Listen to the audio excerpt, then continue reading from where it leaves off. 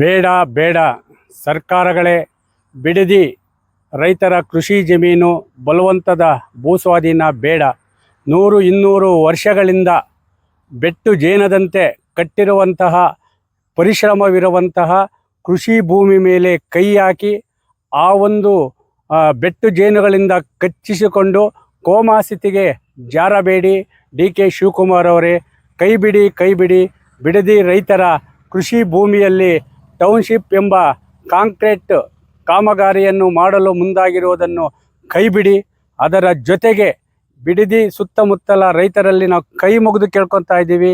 ಸರ್ಕಾರಗಳು ತನ್ನ ಇಚ್ಛಾಶಕ್ತಿಗೆ ಈ ಒಂದು ಗ್ರಾಮಗಳ ರೈತರನ್ನು ಪರ ವಿರೋಧವಾಗಿ ಎತ್ತಿ ಕಟ್ಟುವ ಮುಖಾಂತರ ನಿಮ್ಮ ಜೀವವನ್ನು ಅವರು ಬಲಿ ತೆಗೆದುಕೊಳ್ತಾ ಇದ್ದಾರೆ. 80ರ ದಶಕದಲ್ಲಿ ನವಲಗುಂದ ನವಿಗುಂದದಲ್ಲಿ ಆದಂತಹ ಘಟನೆ ಈ ಒಂದು ಬಿಡದಿಯಲ್ಲಿ ಪರ ವಿರೋಧ. ನಾವು ಭೂಮಿ ಕೊಡ್ತೀವಿ ಅಂತೇಳಿ ಕೆಲವರು, ಭೂಮಿ ಕೊಡಲ್ಲ ಅಂತೇಳಿ ಕೆಲವರು ಏನು ಈ ರೀತಿ ಹೋರಾಟ ಮಾಡ್ತಾ ಇದ್ದಾರೆ.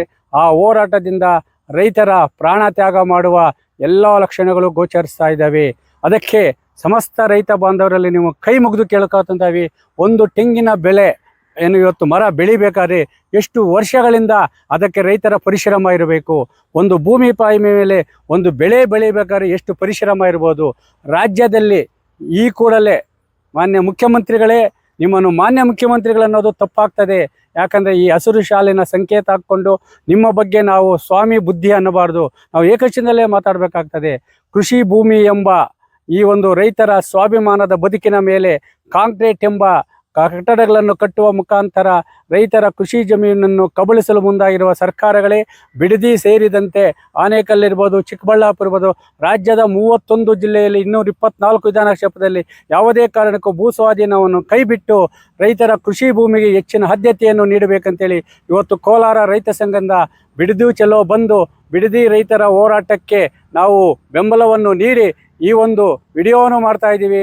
100-200 ವರ್ಷಗಳ ಪರಿಶ್ರಮದಿಂದ ಭೂಮಿ ಉಳಿಸಿಕೊಂಡು ಬಂದಿರುವ ಈ ಸ್ವಾಭಿಮಾನದ ರೈತರ ಈ ಭೂಮಿಯಲ್ಲಿ ಟೌನ್ಶಿಪ್ ಎಂಬ ಕಾಮಗಾರಿಯನ್ನು ಮಾಡೋದನ್ನು ನಿಲ್ಲಿಸಿ ರೈತರ ಮೇಲೆ ಎತ್ತಿ ಕಟ್ಟುವ ಮುಖಾಂತರ ರೈತ ವಿರೋಧಿ ಧೋರಣೆಯನ್ನು ಕೈ ಬಿಡಬೇಕಂತೇಳಿ ಈ ಮೂಲಕ ಮಾನ್ಯರಲ್ಲಿ ಮನವಿ ಮಾಡಿಕೊಳ್ಳುವ ಜೊತೆಗೆ ಈ ಕೂಡಲೇ ಈ ಒಂದು ಬಿಡದಿ ರೈತರ ಕೃಷಿ ಭೂಮಿಯನ್ನು ಕೈ ಬಿಡದೇ ಇದ್ದರೆ ಖಂಡಿತವಾಗ್ಲೂ ಹೇಳ್ತೇನೆ, 80ರ ದಶಕದ ರೈತ ಹುತಾತ್ಮರು ಏನಾದರೂ ಅದೇ ಹುತಾತ್ಮರ ಮುಖಾಂತರ ಈ ಬಲವಂತದ ಭೂಸ್ವಾಧೀನ ಕೈ ಬಿಡುವಂತಹ ಈ ಒಂದು ಪ್ರಕರಣಗಳು ನಡೆಯುವುದಕ್ಕೆ ರಾಜ್ಯ ಸರ್ಕಾರಗಳ ಜನ ವಿರೋಧಿ, ರೈತ ವಿರೋಧಿ, ಭೂಸ್ವಾಧೀನ ವಿರೋಧಿ ಕಾರಣ ಅಂತೇಳಿ ಎಚ್ಚರಿಕೆ ನೀಡ್ತಾ ಇದೆ.